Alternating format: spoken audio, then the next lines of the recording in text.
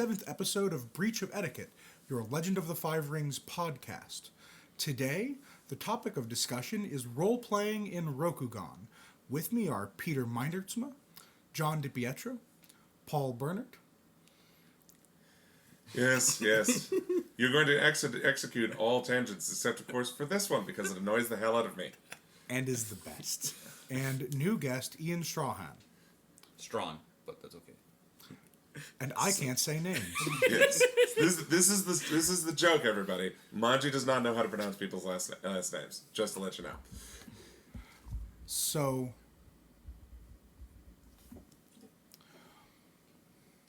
we've done a lot of episodes on the Legend of the Five Rings card game recently with our focus on Emperor Edition, but there's a whole other aspect to Legend of the Five Rings, which is a extremely long-running role-playing game also put out by Alderac.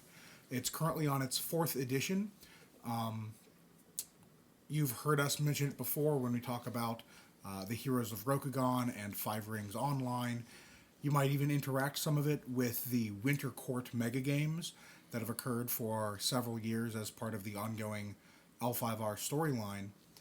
And one of the issues that we've seen with players joining the game is that it is often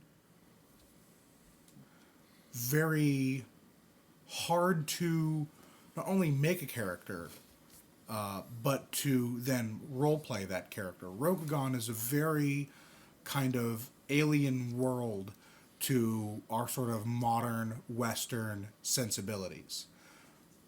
There's a caste system that is pretty brutal, pretty well solidly put in place. There's an emphasis on divine mandate, which none of us have really had to deal with. And when players come from something like D&D or Pathfinder, these very sort of quest and loot-based games, into L5R, which is decidedly not one of those games, it can present a lot of problems, even for veteran role players. So let's talk about, firstly, like, what role-playing games have we played besides L5R? You mean and beside D&D?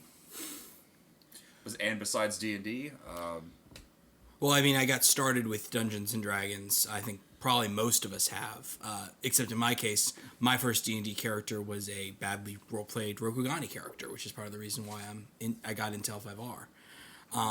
Other than that, I've also played a little bit of World of Darkness and a little bit of Exalted, but for the most part, L5R and D&D are the ones I'm the most familiar with. So I went into the World of Darkness, just mainlining it, because I LARP and still technically do, although I haven't in quite some time. With Mind's Eye Theater, right? Yes. I still did. They changed rules just recently, and I haven't looked up those. But anyway, completely on the sidetrack. I also have played Shadowrun and MechWarrior, a bunch of FASA stuff. Most of the TSR materials, Fate, the really fun Margaret Weiss role-playing game, the Batman role-playing game that no one remembers because it was in the 80s and terribly old. I've seen it on sale at Gen Con every year. That's about it that I can think of in terms of just listing. Ian? Oh, good lord. I've been playing for 30-odd years, so I've played just about everything there is out there. Every version of D&D, all the versions of Shadowrun, Earth Dawn. What else can I think of? Oh, geez, off the top of my head. I mean, I've got a library that's just crazy, half of which I haven't played. So I've been doing a lot of different games, different genres, science fiction, Dresden Files, Star Wars, multiple versions of Star Wars and systems, Serenity role-playing game. I'm not going to try and go on because it'd take way too long to list everything I've played. I actually started with L5R as my first role-playing game. And, I mean, I remember in high school when my friends wanted to or some of my friends tried to get me into playing D&D, but I just never had the time to really do any of it. So I started with L5R as a LARP, with their LARP rules, which if you haven't played it, don't. But yeah, so from there I went to D&D, and then the other ones that I've ended up playing was Shadowrun, Pathfinder. What else is there? Various other little ones that I've just kind of come and gone or whatever. I found out recently there was a Dune RPG. Yep. There are a bunch of them actually, but yeah. Fascinated Wow. one, didn't they? No. Fascinate everything. That I want to try and find, like the original one that I guess only got like the limited print release back in the 80s. FASA. Yeah. Probably. So I want to try and find that and see what that was like, and then eBay. Yeah.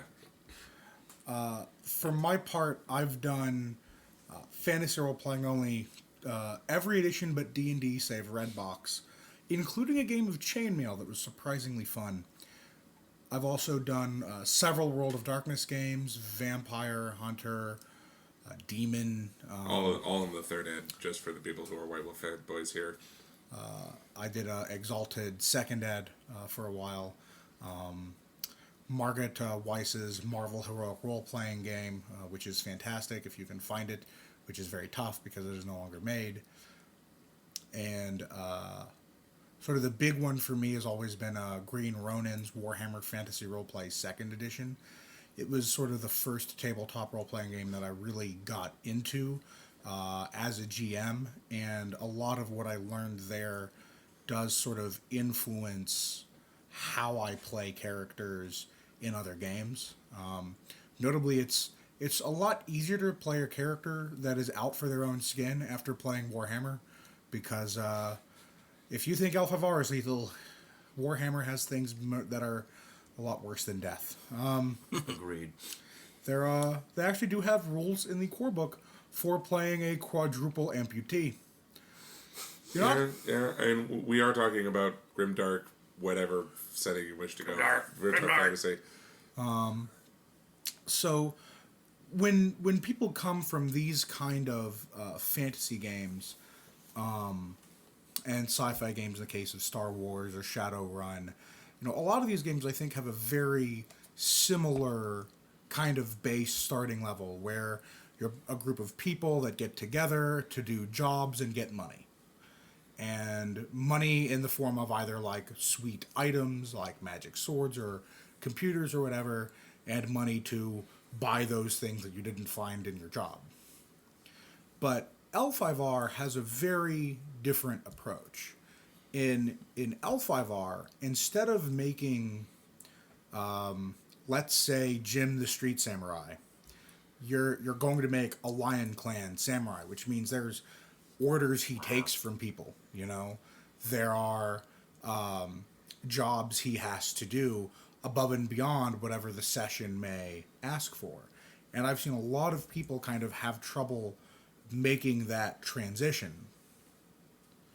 The biggest thing that I would say that it really is that what you're talking about means that you have a patron system. And a lot of people think that you have a patron system in this classical ideals of that means you have a boss and you need to execute that boss so that you can become better and become higher than him and such and so forth. And that's putting an antagonistic relationship where you don't need it or want it. The whole point is you have someone who is going to be looking out for your interests as long as you look out for theirs. And so you're going to want to build a character that, yes, he has his own things and he has his own wants and needs and will do stuff on his own, but also is willing to acknowledge that there's somebody above him who he also needs to look out for.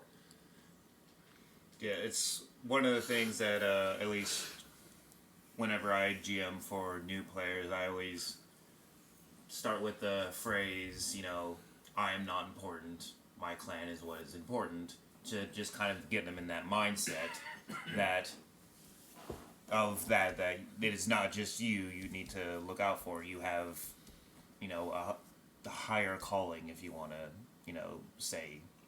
call it that. So, how do you guys go about making characters in L5R? What's kind of like, where do you start when you make one of these magical samurai dudes? I start with the background.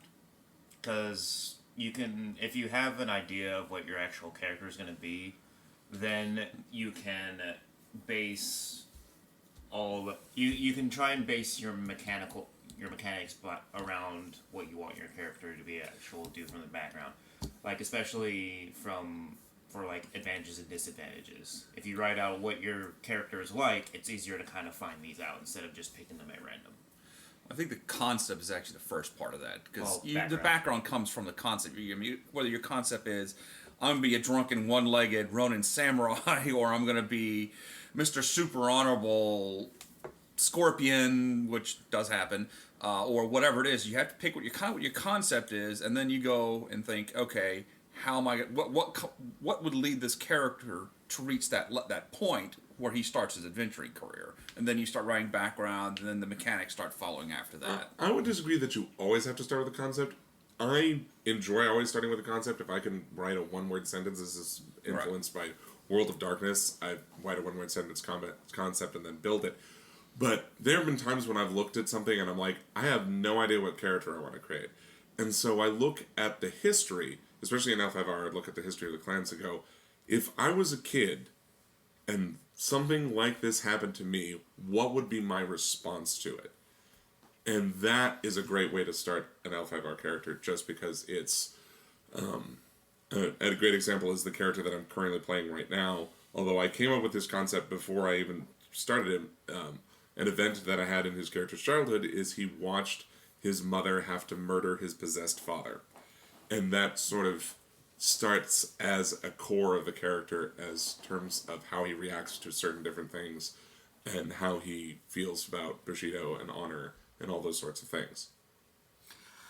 For me, I mean, I like to start with a concept, in terms of, do I want to play the honorable samurai? Do I want to play the ninja? Do I want to play the What's a ninja? right, ninja don't exist. Sorry. But or whether I want to play the priest.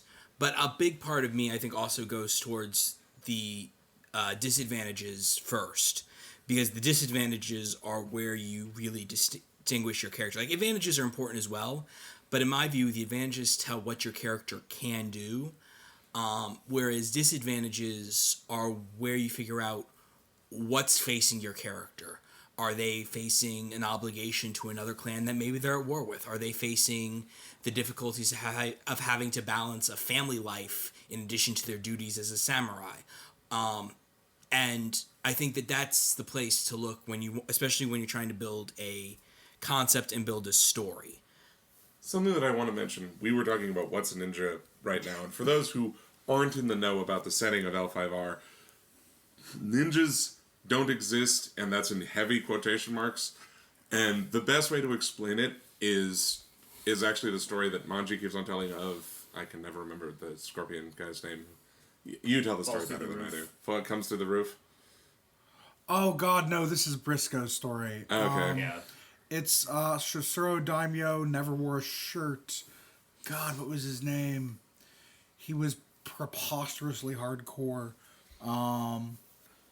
Yeah, because he did a thing where he came in with a team with like him and one other person who actually wasn't Scorpion. Well, no. So I can't. He was Ian. You might remember this. He was the Shosuro Daimyo during Oblivion's Gate. He kind of purged the lying darkness from the Shosuro.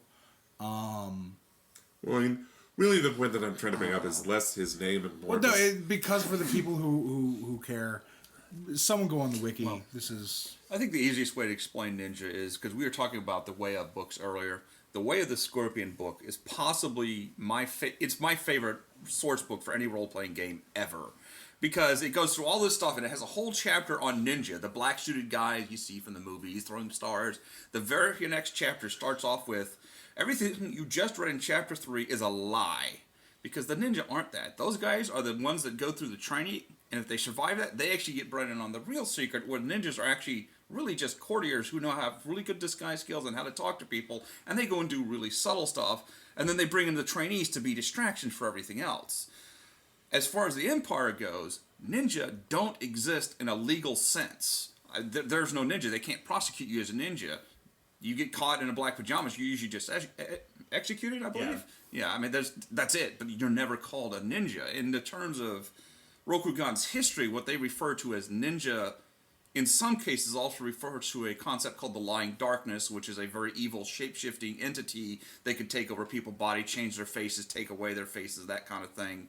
That's a different type of ninja. But the concept of ninja, as we know it from modern film and TV and books, doesn't really exist in Rokugan. It's a myth that was created as a disguise for the people who were doing the real work behind the scenes, because the clan that was running them, the Scorpion typically, didn't want anybody to know they existed because they wouldn't work. They were there. There's a story in the Way of the Scorpion book, I think it's the Way of Scorpion book, about how the word ninja actually came to be, in that somebody misheard. I forget who it was, but they were leading, a group of assassins or whatever, and I forget the word that she actually used or whatever. It was like, go my whatever she called him or whatever, and somebody misheard and they thought they said ninja, and so that's what they thought that they were called, and so that's how the word got perpetuated throughout the setting. So when I look at a character, for me, I start with sort of clan and high concept, either a bushi, a fighter for you D&D types, a courtier, a face for you Shadowrun types, or Shugenja, which is a wizard for you, everyone who has ever played an RPG. Or priest. And, well, Wizard/cleric. they're supposed to be priests. I am pretty certain in the 4.5, 5 years of doing this game, I have never seen them played as a priest. They're able to rain down mystical hellfire on your face. Spiritual well-being, not so much. Not so much with the spiritual Well, they're well-being. supposed to be priests. Most people don't plan that way because see, the concept of them is they pull out a scroll that has instruction on how to beseech the kami to come and aid them. And as long as they make that roll well, the kami will go, oh, you want me to cause a nuclear fireball? Excellent, we'll go do that. And that's what they're supposed to be, but so few people play Shugenja correctly that way. It's mostly, I've got spells and I'm going to cast them. So they build as wizards when they really are priests. I mean, they're based on Shintoism, which is really what it amounts to, is the prayer to the kami, which Rokugan has a multitude of, and that's what they're supposed to be. So I start there, and usually lately I enjoy playing things that challenge me, like a dragon samurai or a ronin, true ronin. For Heroes of Rokugan, for this character I've been playing now for about 3 years, I started because I had never played a courtier before, and I really wanted to play a courtier. So I start there. I'll be like, okay, so he's a Lion Clan courtier, for example. And then I'll look to and I'm going to disagree with you here, John. I think advantages are as important for your character, storyline-wise, as the disadvantages are. They both inform your character's history. For example, let's take the Prodigy advantage. Prodigy is one of Why the... you look at me? I took it first. Don't even mess with me, son. I didn't know he had it. Yeah, hell yes, I have it. It is mathematically, if you run the numbers, pretty much the best advantage for the points it costs. And it gets progressively better as you level up your character, which is not true for a lot of advantages. But beyond that, what does Prodigy mean? Prodigy means in this school full of samurai, you were the best. You were the guy at the front of the class. You were the guy who raised his hand. You were the guy who knew answers to all the questions. Maybe there were people in your character's background who hated the fact that you were like Sensei's pet. Maybe you got extra notice because of crazy stuff you did, which was my character's case. But even that, which is a very mathematical advantage. So even a mathematical advantage like Prodigy can really inform your character. It was Shosuro Yudoka, right, Paul? Yeah, that's what I'm doing research. And the fun of the story and the reason why I bring this up is that for those people who are coming into it and like, well, I hear about this thing and I want to play a ninja because I get to play in Japan and I want to play a ninja. And that's a perfectly acceptable thing to do.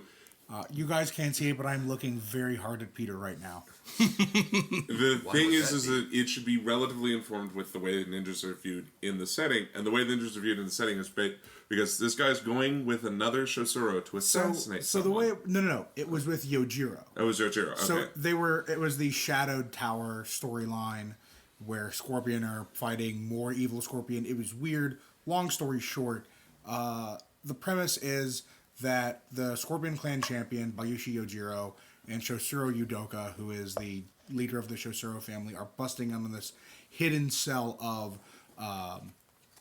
it was like blood Scorpion speakers. extremists, more or Well, it was less. like blood speakers or something. Scorpion, It Scorpion, wasn't. Scorpion. It wasn't Shadow like the Shadow Tower. No, it was like That was the second Gozoku. might have been. So anyway, they jump in through the ceiling, and guy in the room screams ninja, and Yudoka, who is the daimyo of the ninja family, and cuts hates him the down. word, and hates the word ninja, word ninja with a passion. Cuts the guy down and looks sort of dismissively down at him and says, "Fool, there's no such thing as ninjas." and Paul's right, and that is a very fundamental part of how this setting deals with the concept of ninja, and it's definitely something that a lot of players want to bring in for their initial character. You know, samurai and ninja are kind of the classical way that we view Rivals. them. Yeah, and go ahead, Ian. I want to say, going back to you were mentioning Yojiro, and this is going back to the concept of advantages and disadvantages. I like to build my character on different things. Sometimes I'll just pick a concept. Sometimes I'll pick a character based off that. Sometimes I'll pick a disadvantage or advantage and build off of that. And the reason I mention this in Yojiro is because Yojiro had a flaw in the original edition that doesn't exist now, but I still like. It was a Scorpion-only flaw called Junshin. Still there. It's No, it's not not. in 4th edition It's anymore. called Can't Lie. Well, yeah. Well, it's a little different because the Junshin concept used to be it was basically the other members of the Scorpion clan didn't like you because they couldn't trust you because you were honorable. And Yojiro had this in original edition, and that's what made him such a fascinating character because he had this flaw that most of his own clan didn't like him, except the lady of the clan who knew exactly what he was usable for and made him the champion later on. So that's where disadvantages can sometimes be fun. You can just take a look and say, hey, I like this disadvantage. I'm going to build my character around this disadvantage. But mind you, sometimes disadvantages can be an advantage. Like sometimes overconfident can be an advantage. Sometimes No. it can get you... No. I have No. seen it be an advantage in the past because sometimes you just do what needs to be done because there's nothing else to stop you. The way that overconfident is an advantage is the way that Manji plays his character, which is basically, I don't care. Exactly. This is just going to happen. His character's probably going to be dead sometime later down the line, but he's having endless amounts of fun with it until it dies. That's the same thing if we go back to Prodigy, where Prodigy is a massive advantage, but at the same time it's a disadvantage because of the same reason. There are people from your own school who are going to hate you because you're that kid who blows the curve for everybody else. And that's going to be a background. That could give you an enemy down the road. I mean, that's classic John Wick, honestly. That's turning an advantage into a disadvantage and a disadvantage into an advantage. It's all a perception thing. For those who aren't aware, John Wick is the guy. His name is on the spine of the first edition Legend of the Five Rings core book. He's kind of the original writer for much of the setting and the role-playing game. And he has a very particular view of role-playing games in general. And I really recommend his book, Play Dirty. You can find it Fantastic. on Drive Through RPG. It's a collection of kind of just sort of GM columns and how you can kind of run games. And it also serves as a window into how early Legend of the Five Rings worked. It's not about the game at all, but it gets very well into his mindset.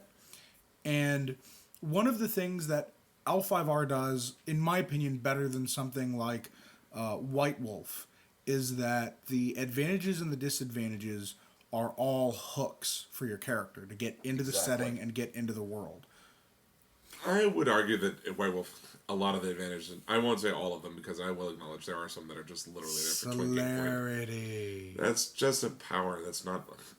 Okay, where's the hook in rank 3 of anything where you get the second attack? That's Well, actually, if you go by the rules where you get a rank of glory and a rank of status for every school rank you get, there's the hook. Yeah, they don't get status anymore. Going to your sensei to get that technique. What if you're Miyamoto? you hit rank 3 and you ain't anywhere near the Dragon Mountains. You know, how do you handle that? That Stuff depends like- on how the like- GM handled it. The way as a GM, the way I've always handled that is your character already knows all of your school's techniques. You learn them at the beginning. When you reach that rank of enlightenment, you suddenly go, "Oh, that's what my sensei was talking about," and you suddenly figured out how to do what they taught you 5 years ago. That's kind of my understanding of what it used to be, and that's the way I usually work as a GM. The way I Whereas, typically work it. John, you shook your head. I was gonna say I don't think I've ever heard it that way. It's an interpretation if you don't want to deal with the kind of work that is involved in I ranked up in order to get the next rank of my technique. I have to go back to my school to learn it, which I believe is the 4th edition interpretation of how that works. Now, you can run L5R any way you want to, but you know, even something like leveling up in L5R can be a hook for your character. What if your character ranks up, but over the course of his adventure has gotten on a bad foot with his sensei? You know, repairing that is something you can do as a character. And there's some similar things in White Wolf, but this is not the White Wolf podcast. Defend White Wolf from things. So let's table that and discuss other things. So, one thing that L5R does well for new players, I think, is that the clans are all very distinct, and the clans are very good as concepts about appealing to different people. But one of the things that is really frustrating, especially if you're someone who's well versed in the setting, is that players a lot of times, and especially new players and folks new to the game, don't understand how to play certain characters.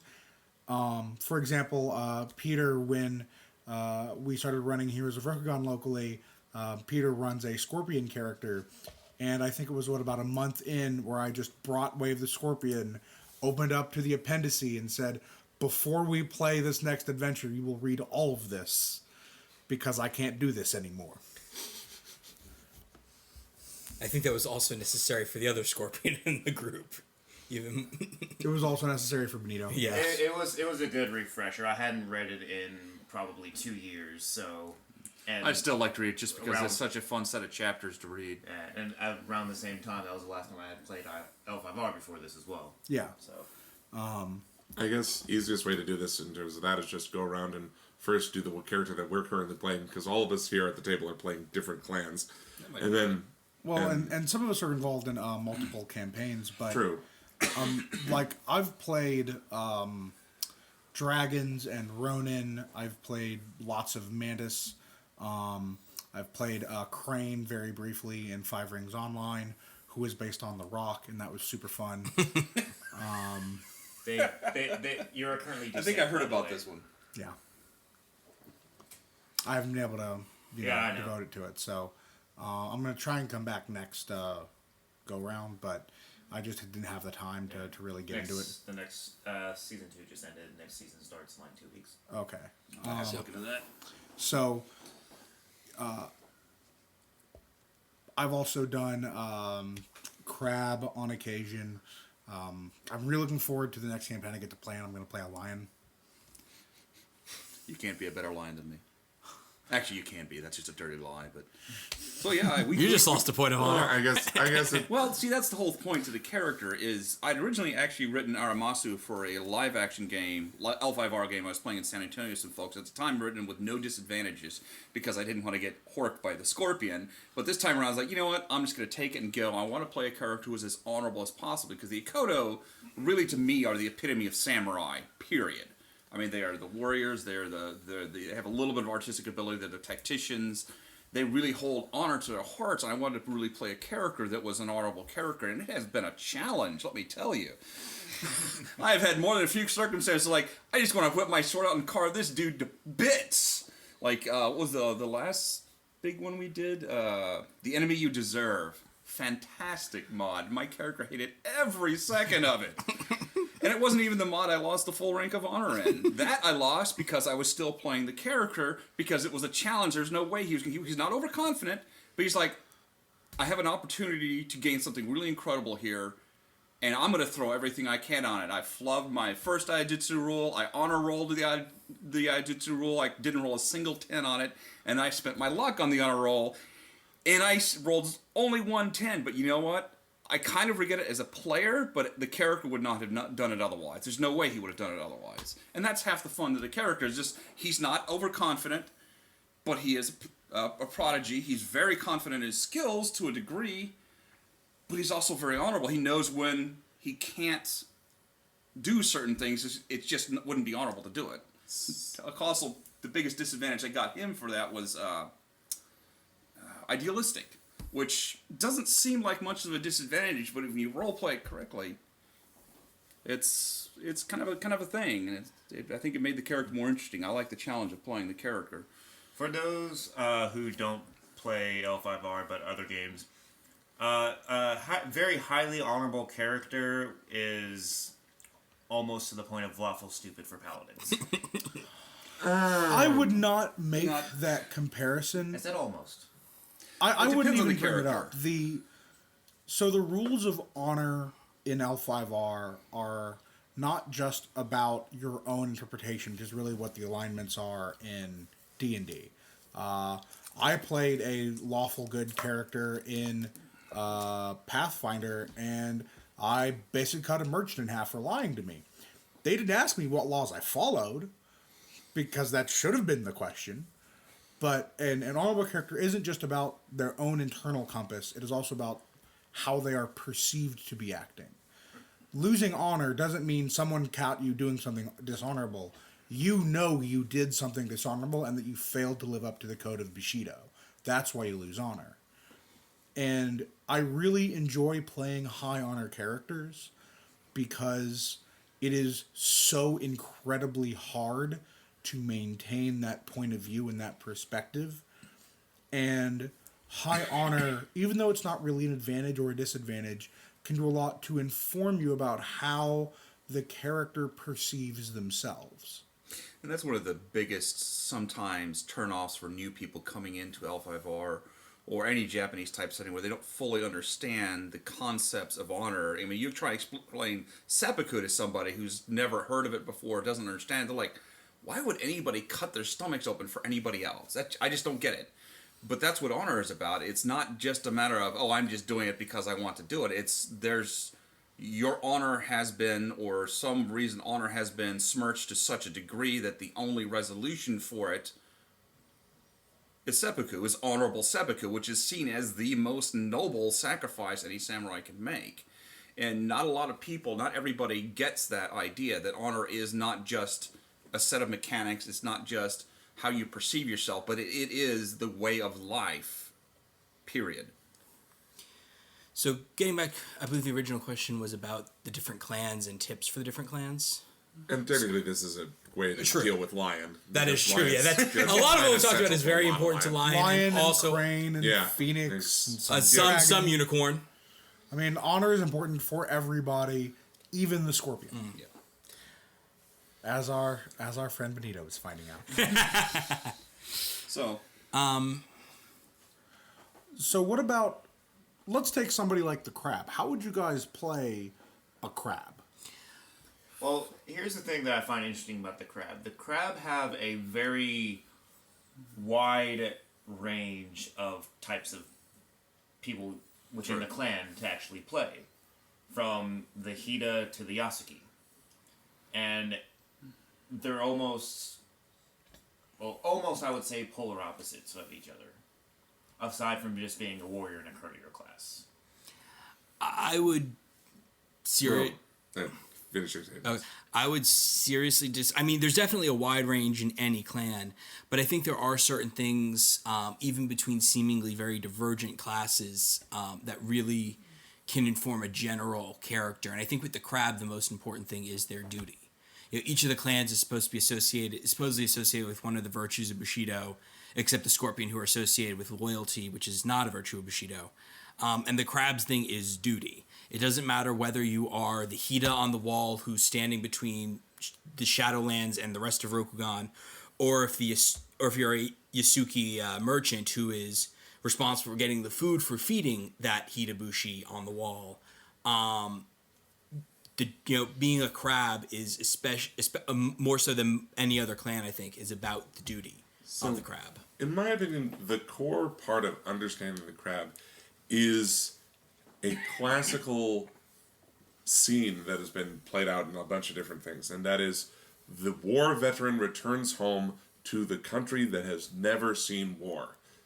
And that dichotomy informs every part of the crab. The crabs are coming in and they're like, why are we doing this? I don't understand. And everyone else is like going, how could you be so brutish as to not want to do these honorable things?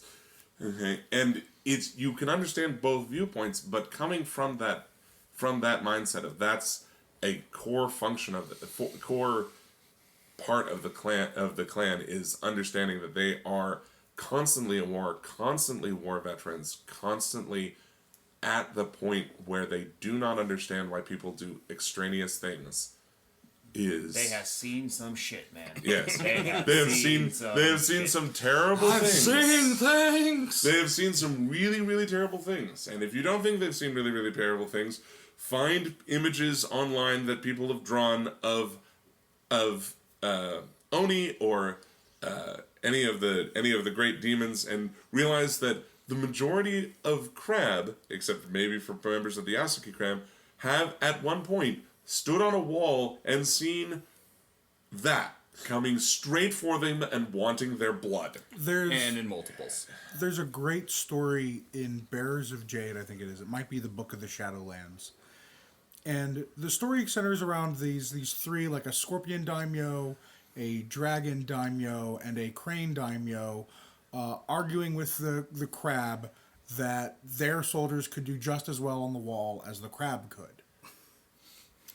And so they make a bet. They send out their troops to man the wall, and the crab kind of reservedly let them give it a shot. And of course, the terrifying Shadowlands monster attacks, and all of the clan samurai are horribly murdered. They're depicted in various states of fear or terror or unreadiness. And the crab who kind of prompted the bet, he's found with his flesh eaten off of his face, alone, surrounded by a couple of squashed bugs. And the dragon daimyo understands, and the other two daimyo, the scorpion daimyo, wants an explanation. Why is it that only the crab can do what they do? And the crab lord, who'd sort of stayed out of it until after the attack, goes in and says, your man's job was to fight. That man's job was to scream. And I've always seen the crab's perspective as very fatalistic, very pessimistic. Hope is not really a thing the crab can afford. They don't really go over. Not even the Yasuki. The Yasuki are very cynical. And I feel like if you kind of want to understand what it's like to be a crab, I think you want to look at things like Generation Kill or Platoon or Full Metal Jacket. These kind of movies can sort of give you a line in on how to play a guy who's really seen too much. And I think for the majority of crab characters, that's kind of their deal. They're not rude because they don't care about honor. If they didn't care about honor, they wouldn't start with it. They're rude because they simply have no time or patience for it on the wall. In their day-to-day life, it doesn't affect them. Which is both a good and a bad thing. Now, we are talking about typical crab. Correct. Right. And, Right. when I'm talking about the Eat a bob. yeah, I'm not talking about Hita Bob. I'm talking about The those caveat guys. before all of the clans that we're going to be talking about and discussing is we're discussing the typical. You can be antithetical to this. You can sort of go along with it. You can completely go along with it. It's your character's choice. We're just talking about the basics. We move on to Crane. Sure. Okay. Let me know when Alright, so Crane Clan. So the Crane are, and I was talking about this with Peter on Thursday. The Crane are hard for a lot of gamer types to understand because the Crane are the popular kids at school. They're the guys who have everything going for them, and you know, I think that for a lot of gamers, that's hard to relate to. But I also believe that Crane are one of the hardest clans to play right and one of the most rewarding as a player to play because sort of the central thing about the Crane is an arrogance that they have, and this is very typical in their early storyline characters like Kikita Toshimoko or Doji Hoturi. So if you look those folks up there, they're kind of what I envision as typical Crane. And the typical Crane, and I think this is kind of definitive to them, all Crane believe they're better than you. Believe is maybe not the right word. All Crane know that they are better than you. The Emperor has Crane bloods in his veins. The Imperial legions are manned by Crane samurai. Crane courtiers make the Empire go around. They simply are better than you. But the Crane will not state that. They don't. That would be rude. Besides, if they are better than you, why do they need to say it? It's already true. So what Crane really are about is taking, I think, that kind of arrogance, that kind of implicit assumption, but also with an element of Crane are the clan that is most interested in order and harmony. Crane want everything to go today pretty much like it went yesterday. They don't want to rock the boat. They want to make sure the world keeps turning. That is the Crane's chief interest. You know, and I think of many clans, it's actually, I think they're the ones who are the most interested in the Empire as a whole, and perhaps the least interested in their own kind of standing. There have been many times in the storyline where the Crane have lost all of their wealth and political standing only to rebuild it, because the Crane are willing to do that for the Empire.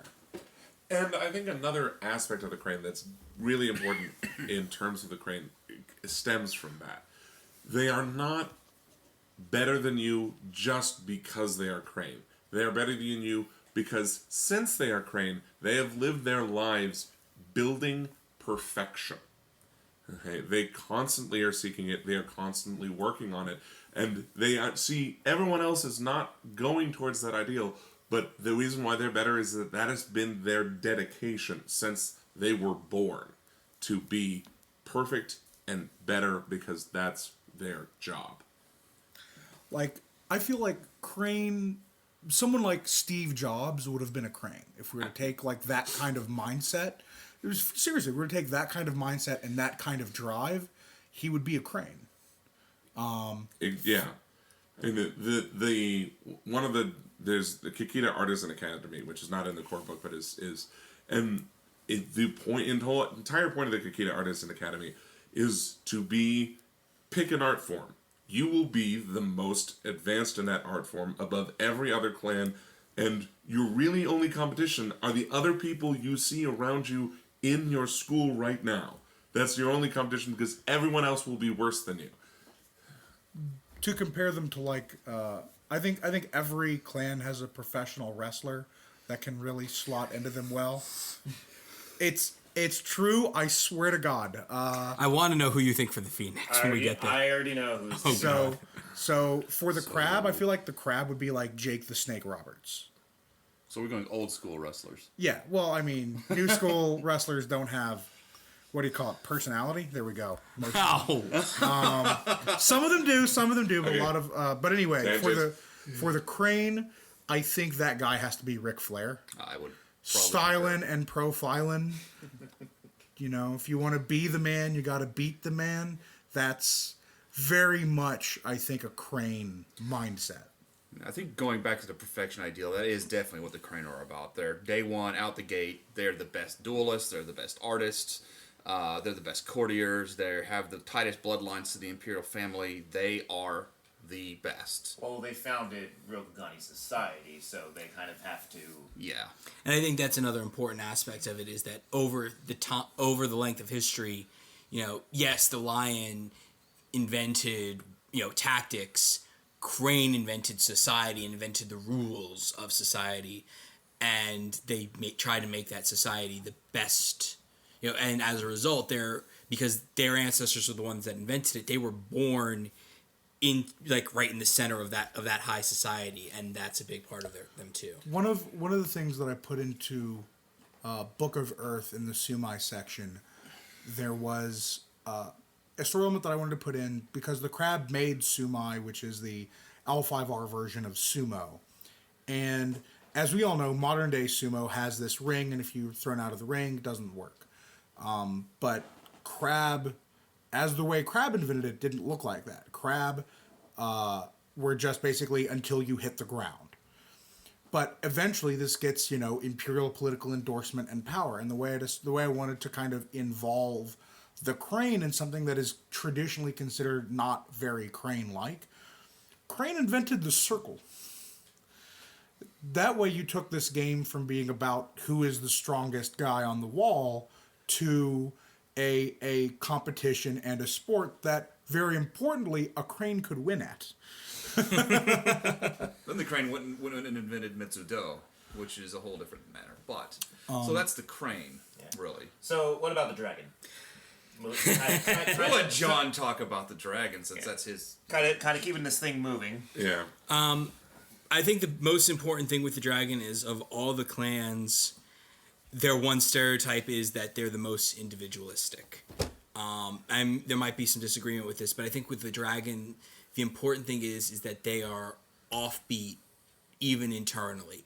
No two Miyamoto, no two characters are going to be alike, but even more so than any other clan, no two members of the same school in the Dragon Clan are going to be anywhere near each other. Two Kakita duelists would be closer to each other than two Miyamoto swordsmen. And I think that's the key thing about the dragon is that they give you internally the most latitude of any of the clans. The second thing that I'd say about the dragon is that they're not the only clan to do this, but they are incredibly close mouths. The important point about the dragon is that the rest of Rokugan sees them as very mysterious because they look at the way they behave and they go, why are they doing this? And the dragon feel no reason to explain it to you at all. There's no reason. Why should we bother to tell you? It's not important. Well, the other part of the dragon also, and this is another example where the dragon are so complex and layered, is the dragon are the one clan that is closest to enlightenment, because one of their major backgrounds is that all of the Miyamoto, especially the Isezumi, the tattooed men, they're all driven by reaching enlightenment and understanding the way of Shinsei, the Tao of Shinsei as it is, and that's part of what makes them so mysterious. Is not just because they don't feel the urge to explain themselves, but because they think before they act, and sometimes that thinking can take a really long time, and thus they sometimes get an image of they're just sitting there not doing anything up in their mountains. What? And it confuses people, and that's kind of part of the dragon mystique is no one understands what they're doing, again because they don't explain it, but they don't need to because I would argue that every clan is out to do something except the dragon. To the dragon, the choice isn't what to do, but whether to do anything at all. And both are valid decisions. And infuriate the rest of us. Exactly, right? Exactly. Like, we're all trying to do stuff, and the dragon are like, that's cool, guys. You can go too. They're very much about observation and patience.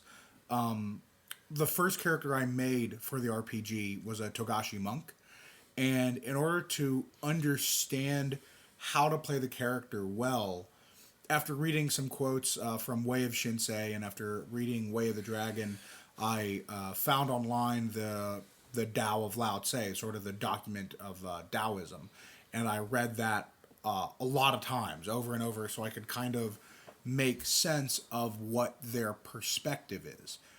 And regardless of a Dragon Courtier or a Bushi or a Shugenja, I think that for the dragon, you're going to be this kind of almost like Kwai Chang Caine-esque for Kung Fu, if any of you guys have seen that. You're going to be that kind of introspective warrior type. And that's kind of how the dragon make sense to me. Dragon Pro Wrestler's a hard one, though. Like, that's tough. But the thing is that whenever you see a Rube Goldberg machine where the bat scares the mouse to run up the thing and you know, all those sorts of things, is that is in essence how a lot of Dragon, including their founders, saw the world. And I don't remember who amongst the group first started talking about this, but one of the things that has come up in our discussions is the fact that Togashi basically created 1,000 years of history in order to murder his father. That was the whole point. Was he was like, I need to kill my dad. Okay, if I do all of these things over the next 1,000 years, he'll die. Let's get started. I've never actually thought of it that way. Talk with some people online about Alpha Bar. I won't say who. Suffice to say, this is an opinion shared by some folks. Yeah, I apologize who I can't attribute to it is because I don't know, but it's not my idea, it's somebody else's.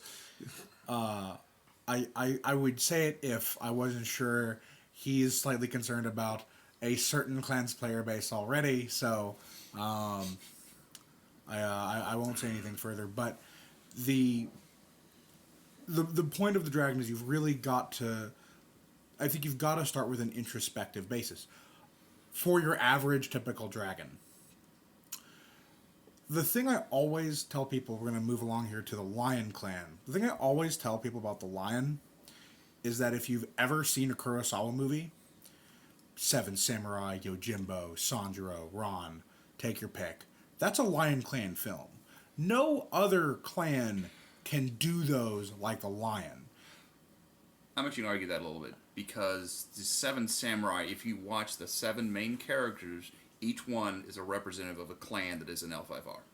But I think if you take the perspective on honor that all of them have, that I will agree with. like, that's why I say it's a Lion Clan sort of thing. That's why It's because the Lion Clan embody the traditional samurai archetype. they are the traditional samurai. Yes. Like, Yeah, basically that's what we discussed them earlier. between them and the Crane, you have most traditional Japanese depictions of the samurai.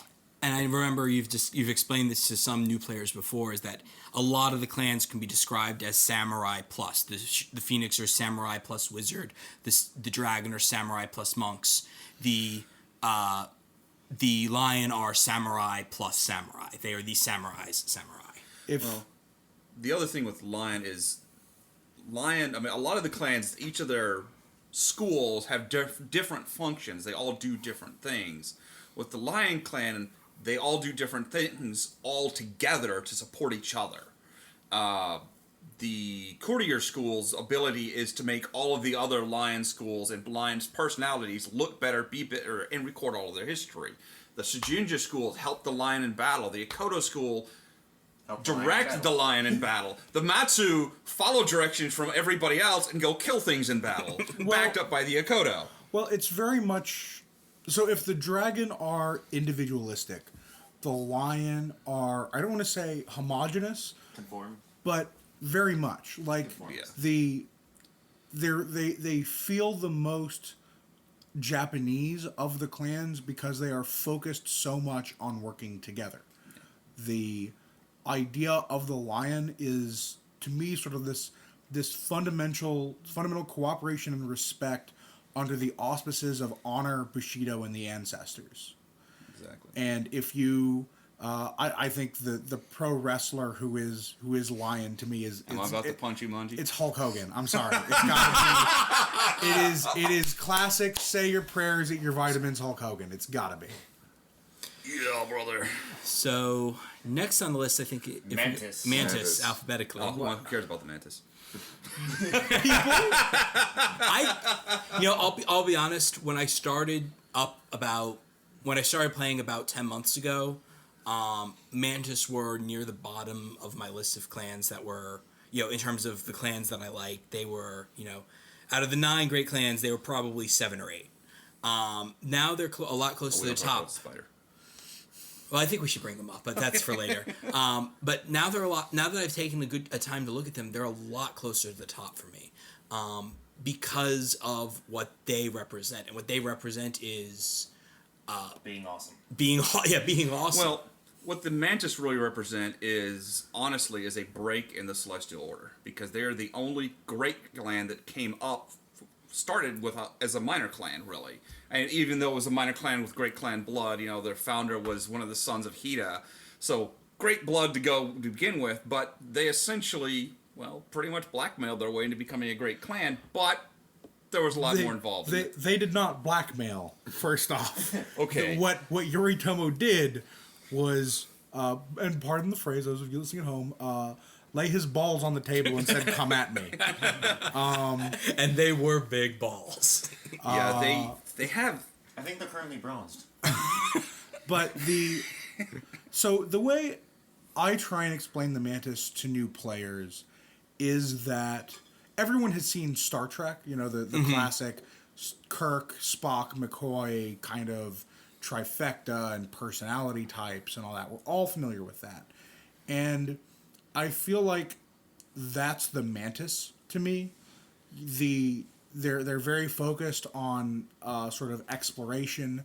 They're very focused on sort of transit and travel. They have a different view of things because of it. The Yoritomo are all swagger, for good and ill, right? But these are the Swagatomos. it's absolutely possible.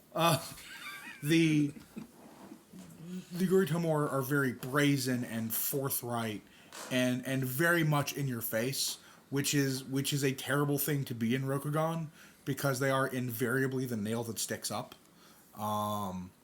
which is a very bad thing to do in this kind of society. The Moshi are calm and intellectual. They are very focused on not expressing emotions. They kind of reserve their feelings for the worship of the sun, and worship and sort of dealing with people they're very even keeled, as opposed to the Yoritomo's kind of brazenness. And I've always sort of perceived the Tsuruchi as that kind of McCoy-like world weariness. Like, they just know how everything works. They're bounty hunters. They've seen the most of Rokugan, of any of the Mantis families, and I can often see in the ways that they're depicted in fiction, somewhat starting with Tsuruchi himself, but they're always kind of the cynical realists of the clan. So I think if you like Star Trek, you play a Mantis, and I think their pro wrestler is The Rock. It pretty much has to be. The last thing that the thing I like to bring up about the Mantis is, my opinion of the Mantis has always been, if anybody has seen Ratatouille, the speech at the end made by the critic, where it's not everyone can be a good cook, as in every single person who walks up to a stove will be a good cook, but that a good cook can come from anywhere. And that's the sort of the thing about the Mantis, is that it doesn't matter where you started, it doesn't matter how this whole thing, you can be awesome just because you are that way. It's something that the clan does very well, and I think for a lot of Western folks, it's possibly the easiest mindset to understand. And if you're an RPG player, the Mantis are actively interested in loot. Loot is a thing they pursue, as opposed to other clans. They don't have enough halls bedecked in jewelry, so Bling, yo.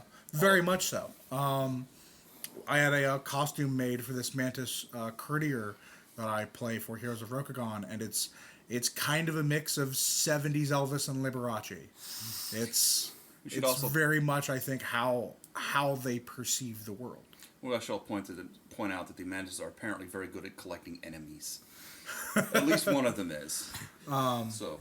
Well, they've had the whole fight with the Phoenix since, I don't know, their founding. So, Speaking of the Phoenix, they're next up.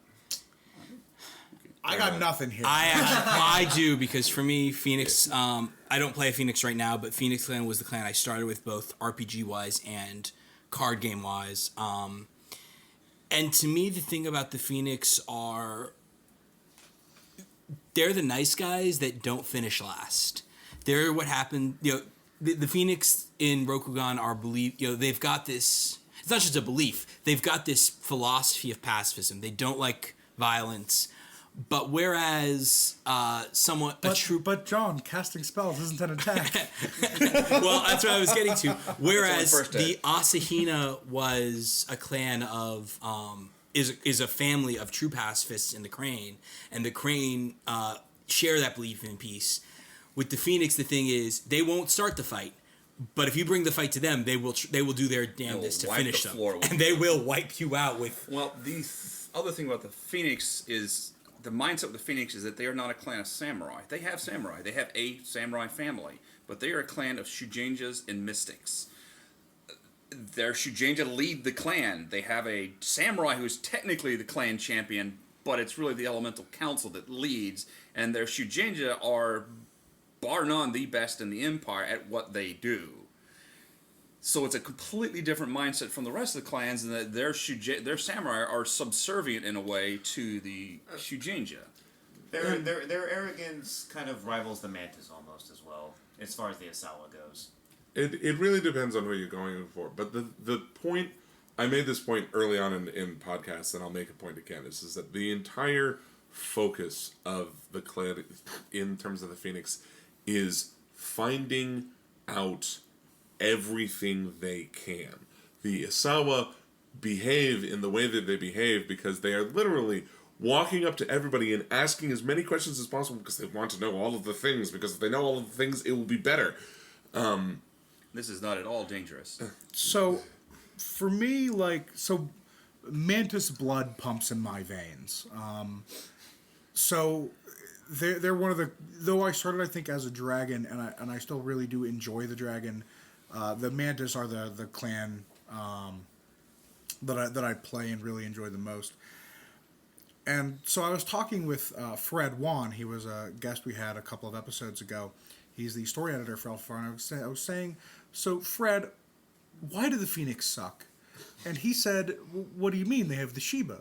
And I'm like, yeah, but the Shiba are just kind of lame and there, and I guess they take the hits so the Asawa can melt a city. And he said, well, think about it. What are the Shiba like? And so we got into this discussion, and we talked about the Phoenix sword and how it contains all of these former champions and all of their wisdom, and how the Shiba himself was probably the most good aligned of all of the kami, and how the Shiba family don't really speak up much, but they kind of unfailingly do what's right. What is morally right seems to matter to the Shiba more than to anyone else. And so he said, so what do you think they are? I'm like, I can't tell. And he said, the Shiba are the Autobots. and the Celestial Sword, Shiba's soul, that's the matrix of leadership. The Phoenix Clan champion is Optimus Prime. Yeah, there's definitely an aspect of that in the Shiba. That character, by the way. You have to take so many disads. Oh my god. Do it. It's fun, but the thing that I would say about the Phoenix is that a lot of people walk into the Phoenix and play it because best Shugenja. And Because OMG Wizards. Yeah, because OMG Wizards, I want to nuke faces. And Cast all the magic. that is an aspect to them, and I can't say that there aren't people from the storyline that haven't been I am the person who will just literally melt everything in front of me. But Till they fought a Yuchibon. yeah. But I think really the story for me for the Phoenix came from the Scorpion from the not the Scorpion Clan, but the Clan War, which was you had the 5 people who ran the clan, and 4 of them said, let's open up the Black Scrolls. I know it's utterly forbidden, but it'll give us the power we need to stop the terrible thing that's happening. And the last one saying, this is an incredibly stupid idea. What the hell are you doing? And the other ones went, and did it anyway. Let's find out, shall we? Yeah. Okay. The Master of Earth just had a little taint. I mean, it A wasn't little, that bad. as opposed to the Master of Fire, who eventually started executing every single other one of them because he was dominated by the taint. Suke was a puppy. What are you talking about? Though he was a snappy dresser, let me tell you. Man, that top collar. So the Phoenix is the most family dependent, where every single family is really wildly different from each other. So the Shiba, the Autobots, the Asawa are the Decepticons. Let's be And honest. I here. wouldn't say that the Asawa are the Decepticons. I would say the Asawa are that one geek you know who you will walk up to them, and it does not matter what subject you ever speak to them about. They will tell you that they know more about it than you, and then slowly start to explain it. Whether it's right or wrong, they don't care. They just need to demonstrate that they are more intelligent than you are. That is the Osawa to a goddamn T. Nerd rage. Okay. Asawa's nerd rage. And let's not forget to mention there are a couple of other Yeah. schools that almost never get mentioned. The Lore Masters, which again is the representative, but we know everything. And then there's the Henshin, which are- Henshin, which Oh, God. really know everything, but no one No. can understand No. them. No, the Henshin know one thing, and no one else can know this one thing because they've sort of tweaked onto something everyone else kind of left behind. Shinsei said, "Fortune favors the mortal man." What does that mean? As the Henshin find out, mortal men are stronger than the Kami. That's why Shinsei didn't bring the Kami on the Day of Thunder, because they couldn't have done it. He brought mortal men to do it.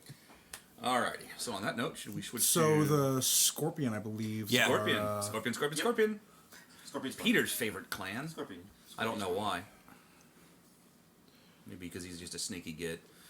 So I think we've discussed the Scorpion quite a few times in the over the course of this little discussion. Not necessarily the Scorpion. We've discussed ninjas, which are an aspect of the Scorpion, a fairly major aspect. If you even want to they know don't how to exist. play a Scorpion, go on Drive-Thru RPG and buy Way of the Scorpion. Yes. The Just read the basis- whole book. That's all you need to know. And if you don't have time to read the whole book, read the section in the back that says specifically, "This is how you play a Scorpion." We could talk for hours on this subject and not have said it better than John Wick did. I think it was John Wick. Right? I think Wick Yeah, Read that one. In just saying, "This is how you do it." I think that... But Peter is our resident Scorpion. Or is he? He could See, be in disguise as something this else. is an aspect of the Scorpion, which is that information. Do you need to give this information to other people? Can you use it better than other people can? Yes? Maybe you shouldn't give that out.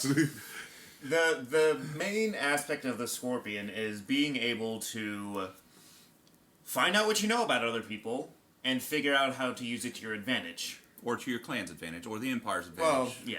yes. Advantageously, period. Yes, It's all about gaining the advantage. gaining the advantage over your opponent by exploiting their weaknesses, more or less. Doing what needs to be done because nobody else is going to do it. Much like Triple H. You just had to get that back in. I did. You I had did. to do it. It had to happen. Speaking of getting things back in, you also didn't give us the Phoenix Wrestler. The Phoenix is tough because mysticism is not really like. There's a couple of really terrible They're all examples. flashy Tatanka. dressers, So what you're saying is that at the beginning, you said, Tatanka kind of. at the beginning, I Anyway. specifically remember you hearing this statement that says that you had a wrestler for every single clan, and now that's 2 clans you don't have a wrestler for. We've got. Like, I just can't do it, like, off the top of my head right now. So moving like, on. You want me to. Fine, the Ultimate Warrior. There you go. But anyway. no. Okay. So, back again, Scorpion clan. Scorpion, Yes. Scorpion. Yes, because they have their own language of speaking to each other, so that nobody else can figure it out. But anyway, the reason that the Scorpion are my favorite clan is because they do the stuff that needs to get done, and that's just kind of my philosophy on life: is doing what you need to do, even if somebody's gonna hate you for doing it. But that's not your concern either. You don't care what other people think about what you do. Right. You do what you have to do because it's for the good of the clan or the empire. And that's what the Scorpion about is. We talked earlier about loyalty. Yeah, well, because Bayushi, the Scorpion Clan's founder, went to Hante after the Celestial Tournament and basically says like, look, I will do what you have what you need to have done, but don't want to do yourself, so that you yourself do not have to dirty your hands. I think doing the it. actual story is Hante went to Bayushi and asked him to do that, as I recall. No, Bayushi went to Hante. Did he And said I will be your villain. Yeah. That is, I think that's the They, So, they are. Speaking of villains, finishers. Yeah, they are the more or less the Empire's villains / scapegoats. They are the underhand of the Emperor. Yeah, That is their job. that's why they have the not ninjas. Well, so our next clan to talk about is certainly the Unicorn. They are not our last clan to talk about, because I think the last one is going to lead to some discussion. But the Unicorn are, for I think experienced L5R players, perhaps the hardest to do, because they are so different from everybody else. For FOR players, yeah. For other people coming into the RPG, I think they're a little easier, just because they have the most diversity in their clan. Well, perhaps because they have more the Unicorn get to enjoy a good steak, which helps. Yeah. They do all the stuff that the rest of the Empire can't, which normal people that we're used to And interacting I think that's with something we actually need do. to backtrack a little bit and discuss. Is there's certain things that normal samurai can't do. They can't eat red meat. They can't touch dead flesh. That includes using leather. Well, okay, with the eating red meat, they can eat red meat, but because their diet has been so consistent with, rice and fish and everything like that, Because red meat contains what appears to be blood, they don't eat it. Like But that's part of the dishonorable. cultural understanding we went back to, with understanding the Japanese culture with honor and everything like that. There's certain things the characters inherently won't want to do depending on where they're from. The Unicorn Actual kind of Japanese break ate that. red meat, but they didn't have a lot of it to have. So Well, yes. And that's also when they started getting big and strong, when they started getting things Well, like cows. No, But anyway, again, just we're Divergent. Yes. But the Unicorn are the outsiders to the Empire, really, because history-wise, the Unicorn were gone for 800 years. The They left the outsiders that were clan, went over to the insiders. Burning Sands, learned Gaijin culture, and brought it back with them. And that's why they tend to Well, no, stand they out. didn't just learn Gaijin culture. They absorbed they absorbed Gaijin into their clan and then came back, and they weren't the same as when they left. which is why they're no longer the Kirin. Yeah. I think that for a Unicorn, you have to understand their sort of fundamental thing, and the thing that everyone in their clan knows is they know things about the rest of the world that the Empire doesn't. They canonically have gone to the other side of the world and come back. They're, to borrow a comic meme, the Unicorn know things. Like, they knew how to get to the Ivory Kingdoms from Rokugan, which no one else really had an overland route. They knew it. They know how to get to Medinat Oslam and the Burning Sands. Some of them probably know how to go past that. Did they go the Three-Nish lands? They didn't make it that far. Yes. Oh, they did? But we don't know, like, what Well, by happened. boat, because Canonically, as far as we're aware, which is based on Way of the Unicorn and some other writings, the Unicorn have seen every Gaijin culture there is to see. The Unicorn knew about the Yodotai. But the Yodotai is the equivalent of the Roman Empire. and they're gonna be so cool when they show up. Oh my god! Anyway, to play a Unicorn, I really feel like. So while the Mantis kind of have the job of exploring, the Unicorn really are about adventuring.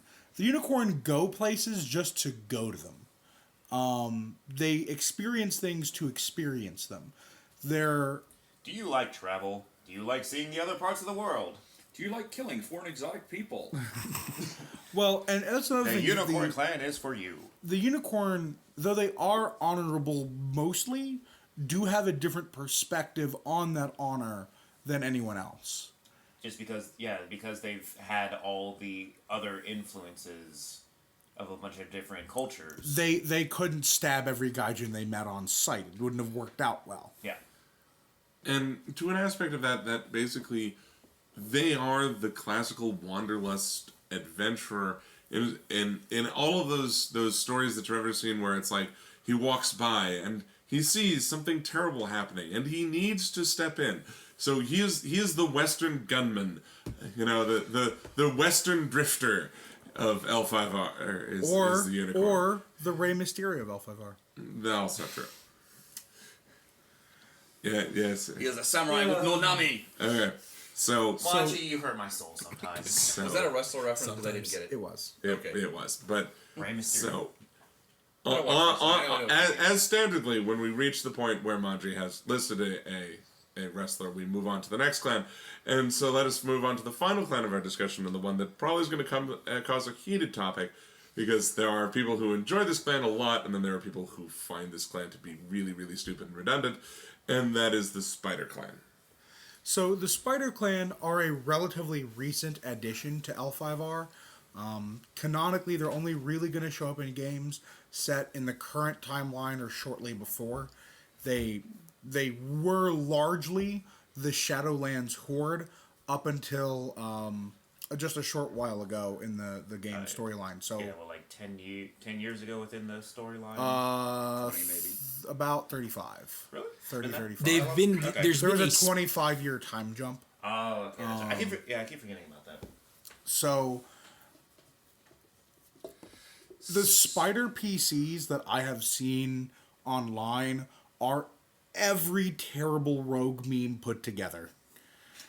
Well, the thing with the Spider Clan, mechanically, they're built to be powerful. They're built to be monstrous on the battlefield. Even their courtiers are disgusting And hilariously evil. and hilariously evil. And that's the problem is they tend to attract people who either want to play something really evil or dark and brooding and blah, blah, blah, blah. Where the concept of Scorpion is they're supposed to be samurai who were once lost. Many of them are tainted, but not all of them are. And part of the concept of the Scorpion is they're Spider. Spider. I'm sorry, not Scorpion. Spider. They're both The arachnids. concept of the Spider is that they are a clan that is trying to be something that their leadership may not want them to be. Well, they're lost, is what they are. They have Well, lost they their... were. It's not just that they're lost. It's that they follow, instead of Bushido, Shurido. And the whole point about Shurido, the one thing at the top of Shoridor, is strength. You kick the ass of everything. Whether you kick the ass of everything because you're just smarter than them, or because you are stronger than them physically.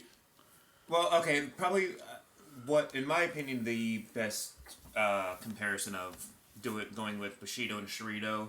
You have Bushido, which would more or less be like, you're following the Bible, and you have Shurido, who you're following the Satanic Bible. I disagree. In a black and white concept. but in terms of understanding the character, so Bushido is really about exalting and working within a group. Courtesy matters because you're going to be with other people. Courage means you might have to sacrifice yourself for other people. Bushido matters when you think about it as a group. Shurido, and the reason it has appeal to people in the setting outside of the Spider Clan, is it is about personal advancement. And that's why I made that comparison. It starts with a whole lot of assumptions that people have about the spider must be evil, and I think the thing you have to keep in mind with Spider is they do not have to be evil. You can be an honorable spider. You can follow Shurido and have a relatively high honor score. And in fact, from a mechanical perspective, that is useful. And there's an entire advanced school based around that, the Dark Paragon School in Emerald Empire.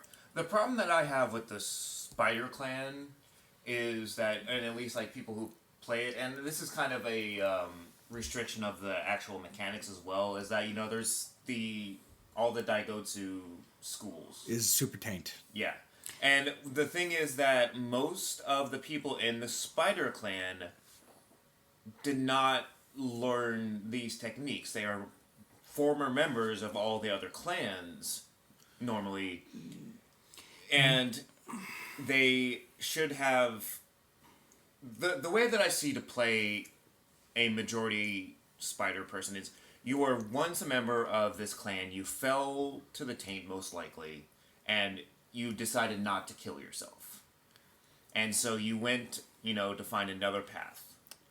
So The way that I would argue you need to think about a spider is I'm a big Street Fighter fan. I've collected the comic books and all that, and there's a character in Street Fighter called Akuma. And Akuma is kind of the dark mirror of the protagonist, a guy named Ryu. And Ryu fights for the thrill of the fight. Ryu doesn't want to kill anybody. He's not even super interested in winning or losing. Ryu is interested in the fight itself, the fight for its own sake. Akuma always fights with what they call the killing intent. He always fights with the intent to murder you. And that's where he derives power and strength from. Morally, he's very gray. He's killed major... he's the guy who killed the boss of Street Fighter 2 and Bison. He murdered him in cold blood. And he's kind of out to prove to Ryu that Ryu can't do what he's doing. You can't fight for fighting's sake. You have to fight with the goal of killing your opponent. And that's how I feel the spider makes sense to me. They're not evil in terms of like, oh, I'm going to kill this baby and all that. Like, it's... Some are. They are... No. They are evil because the view they represent to Rokugan is toxic and lethal to a lot of Rokugani life. The thing with the spider for me is that, there's two things. The first thing for me is that before they became a great clan in the rest of the Empire, in the eyes of the Empire, their primary tactic was to infiltrate the Empire. But when they did that, they didn't just go in. They went into the Sparrow clan, which is one of the minor clans, and they replaced the leadership. But they also went around and did good things too, because that's how they realized that was how you earn trust. Is you do deeds that bring glory to your name. And they were doing things that the other samurai just weren't willing to do because it furthered their own agendas. And I think that's something that I enjoy about the spider. The other thing I think about with the spider that this isn't so much something I think about with the spider, but a big issue with the spider is that in the RPG, a large part of their understanding is colored by the fact that they have the fewest schools of any clan, and they have the fewest options of any clan. And I think that that's one of the things that kind of taints their pardon the pun, but taints their the opinions that people have for them, is that you don't have their primary Bushi school draws strength from the taint. There has been no alternate for non-tainted members besides being a monk. And I think that's a big issue when it comes to discussing the spider in terms of the RPG. Is they have fewer options, and I think it forces some players into these ideas of they have to be evil, they have to be this dark guy. So there's two aspects that I wanted to talk to about the spider. The first thing about the spider is that you should reasonably understand that when you're playing a spider, you are not attempting to bring the reign of Jigoku upon Rokugan.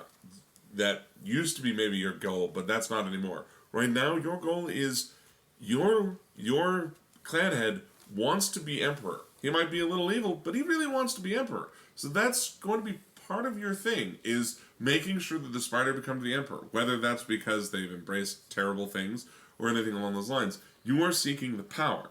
It's not necessarily you're seeking the power because you want the evil to win. It's you're seeking the power because that's how you will win personally.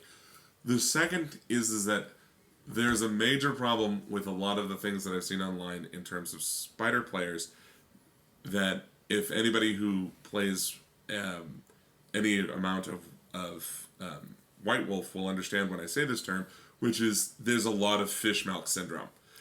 To explain for those who do not play World of Darkness, fish milks are basically Malkavians in World of Darkness are a clan of vampires that are all insane. That is their disadvantage when they start, is that they are in some way nuts. A lot of people see that as an excuse to play really, really silly characters that would never actually survive in any kind of real life. I think the worst fish milk I ever saw was that she walked around constantly talking to her panda, and her panda told her what to do. And it's like that one more than once. And it's just, that's not the point of the clan. And it's fish milk because it's just, we're being silly because we can, because that's the point of the clan. And the same thing happens with Spider. We're evil because that's the point of the clan. No. You missed a core point. So, we've done kind of a lot of these wrestler comparisons. Well, I've done them because I enjoy professional wrestling. And Really? Because you're special. I am. And the best comparison for the Spider, the dude, there's really no other choice, is The Undertaker. And a lot of fans are going to recognize that name. He's kind of a super spiritual, kind of super evil, may or may not be the wrestling avatar of the Grim Reaper. He's awesome. And my words cannot do him justice, Ian. But Well, I know who you're talking about. he and also I sells understand. real estate in town, which is pretty cool. Does he sell as the Undertaker? It's under his actual name. Oh, in But Austin? Yeah. Seriously? Yes. That's interesting. I did not know So, that. I'll have to look but him up now. The Undertaker has been a villain for a large part of his sort of wrestling career, but he has also been a hero for a large part of his wrestling career. And the Spider, just because the Spider deal with the taint, because they deal with a code that is not Bushido, does not mean they are not samurai, and does not mean they cannot be heroes. And I think that's basically the big lesson about that. Don't play an evil party-killing douchebag and call yourself a spider. You can call yourself a scorpion. And that's a great note. Or a lion. And I think Hey. on that note, I think this is a great place to put Put the this out. conversation We'll bury to it bed. there. We'll bury We'll, it. we'll end it there. Buried alive. So, thank you all for Great listening. undertaking. For listening to the 7th episode of Breach of Etiquette. We hope you've enjoyed it. Feel free to leave comments on our YouTube page or on our thread on the L5R forums. And traditionally, as we end this, Oots! Bonsai!